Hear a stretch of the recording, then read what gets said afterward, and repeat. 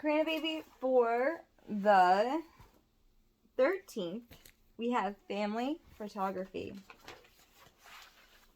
Grandpa has some photographs. He keeps them in a book, and wherever we go visiting, we open it and look at all the aunts and uncles and all the cousins that we know. Our photographs of Grandpa, that were taken long ago. That's a special one of Grandma in a white and frilly dress when Grandpa in a funny suit and all the wedding guests. There's a silly one that Grandpa took when Mama was only 3. It's strange to think that Mama and Papa were little ones like me. But here's the one I like the best. We turn the page and look at my birthday party photograph, the best one in the book. Isn't it strange to think about how everybody starts off as a small child and we all grow into being adults, right? But we all have those days or those moments when you're watching a movie and it just pulls you right back. Like you're watching Beauty and the Beast or you're watching, any movie and it just pulls you right back into like that spirit of being a child, right? It's okay to be like, oh, well, I'm this old, but it's okay to have your moments in time and just be in that moment and to enjoy it through like a new eye, like a child's new eye, childlike eye, Never lose your sense of wonder. Never give up on adventure. Never give up on yourself. Never give up on your life. Life is so hard, okay? It's not easy. It's not fair. And it's never, ever, ever, ever going to be fair. And there's just one thing you got to do.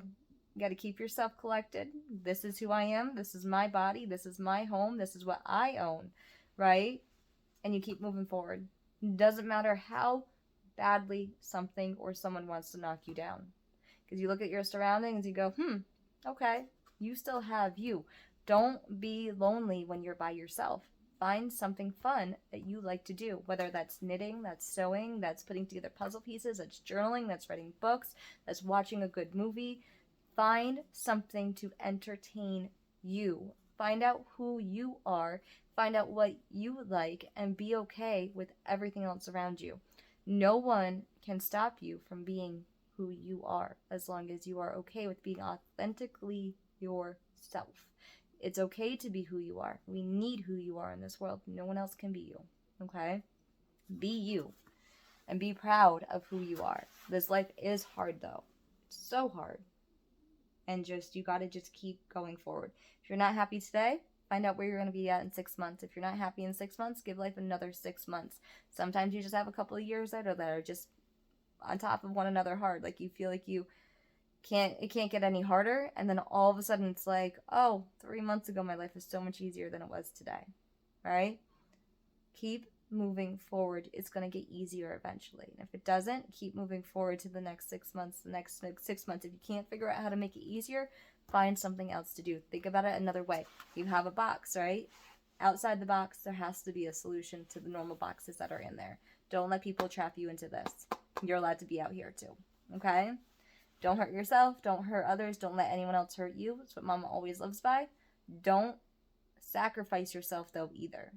Sometimes trying to save somebody else and sacrificing yourself, it's not the right answer. All right? I love you though. Protect yourself. Be yourself. Love yourself. All right, let's get back to our Elsa book. It is... Elsa glanced up at the sky. The sun was just peering over the rooftops and shining into the courtyard. Elsa wiped her brow. It did seem a little warm, but the icy fountain would keep the courtyard feeling just right. One thing was missing, though. Elsa glanced around. Mandatory panic. Elsa glanced around in a momentary panic until she saw the baker. Oh, thank goodness. He had just delivered the birthday cake and was now assembling it and adding the final touches. I put chocolate ice cream into the mold. First, he explained, then I added chocolate fudge sauce and then the vanilla with the vanilla fudge sauce, and then the chocolate mousse, and then a layer of white chocolate and a hint of strawberry, and it's beautiful, Elsa exclaimed. I bet it's tasty too. Anna will adore this. Oh, yes, the baker agreed. We've got it covered, Your Majesty. We're very carefully. He lifted the fourth and the top layer onto the cake. Once the layers were in place, Elsa's powers would keep it cool until it was time to eat. Don't forget to come to the party later, Elsa called as he left. She gazed at the cake, taking it all in. The last part of the decorations was up to her. Okay, here we go, Elsa muttered. She waved her hands in the air, and as she did, the icy magic swirled, encircling the top of the cake. A moment later, there was a little frozen statue of Anna at the very top. It was beautiful and it looked like Anna, but so lonely, Elsa muttered again. She got a flourish. The ice magic swirled, and this time the cake topper became a little statue of Anna and Elsa standing there. But the sister looked very formal, stiff, Elsa said, frowning. She stared again, going for a likeness of the two sisters into the action pose. The magic glittered, and there it was, a little statue of Elsa hugging Anna, just as Anna was blocking a blow from. With a grasp, Elsa realized she had just recreated the moment from a year ago when Anna had let her body go frozen completely so she could save Elsa. No, she said, I can't do that. One more time, the queen changed the ice sculpture. Now the cake topper portrayed a scene of Anna and Elsa ice skating happily. Nice, but was it appropriate for a birthday? Come on, Elsa, she told herself. It's for Anna. You can do this. She raised her hands in the air again, ready to try something new. Relax. Someone called out. Khrushchev was perched on a ladder nearby. It looked great. He and Seven were putting the finishing touches on the birthday banner. Seven was holding several buckets of paint on his antlers.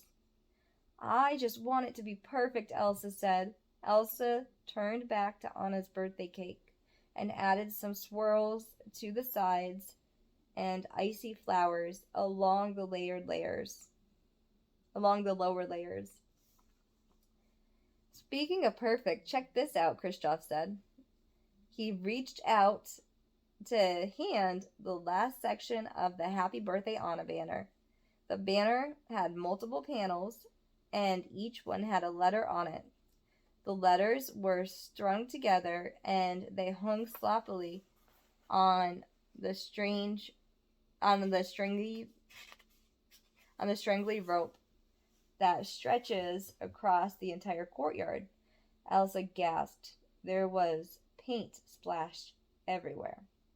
She quickly composed herself and walked over to Khrushchev after wiping paint off his face and glanced at some paint dripping from the signs onto the ground.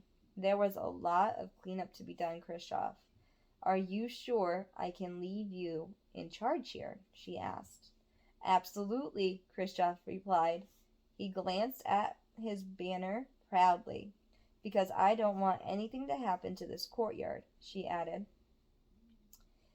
She had worked so hard to prepare for the birthday party. Everything needed to be perfect for Anna. What could happen? Khrushchev asked. And it's all set. Just then Elsa spotted Olaf standing next to the birthday cake. He wiped his little twig fingers across the frosting. Olaf, what are you doing? Elsa cried. Olaf turned. I'm not eating cake, he protested. though his cheeks were bulging. Elsa frowned. But, but it's an ice cream cake, Olaf said, still looking hopeful. And it's for Anna, Elsa scolded. Olaf looked so sorry that it was hard to stay angry. Elsa sighed and walked away, freezing the fountain as she went. Freezing the fountains as she went. Behind her, Olaf pulled the frosting out of his mouth and patted it back onto the cake. Oh my goodness. Could you imagine Olaf going and putting it right back on the cake? I would be so upset if that was my little snowman doing that. Oh my goodness. My snowman went over and ate a piece of cake. No, just eat it, buddy. You got it. You already took it. Just eat it. Don't put all that saliva back onto the cake. That's gross. But let's do today's only the 13th. Let's do happy birthday to you. Happy birthday to you. Happy birthday, dear Karina. Happy birthday to you. Every month on the 10th, we'd get a birthday cake. Mama would get you a birthday cake, and I'd let you blow as many candles as you want, because the 10th is the day that you were born. You could celebrate that entire week. So 10, 11, 12, 13, 14. You could even take it to the 16th. You could do a 7-day week, instead of a 5-day week. So every single month on the 10th, I hope that you do something special. During that week, that's your birthday week for that week of the month, I hope that you're doing something special for you. I love you and I miss you so much. I miss you so much. I have so many birthday presents for you. I have so many Christmas presents for you. Mama doesn't really do Hanukkah gifts because we didn't do Hanukkah gifts growing up. My father was an old-fashioned Jew. So we did Hanukkah, we did the candles, we did the prayers, we did the food, we did the invitations to friends, we did the candles in the window. Anyone who stopped by was allowed in. But we never did presents because that's not what it's about.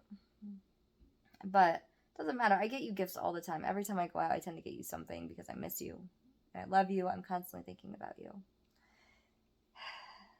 I'm going to see you very soon. And I just hope that you know how loved you are and how much you're missed.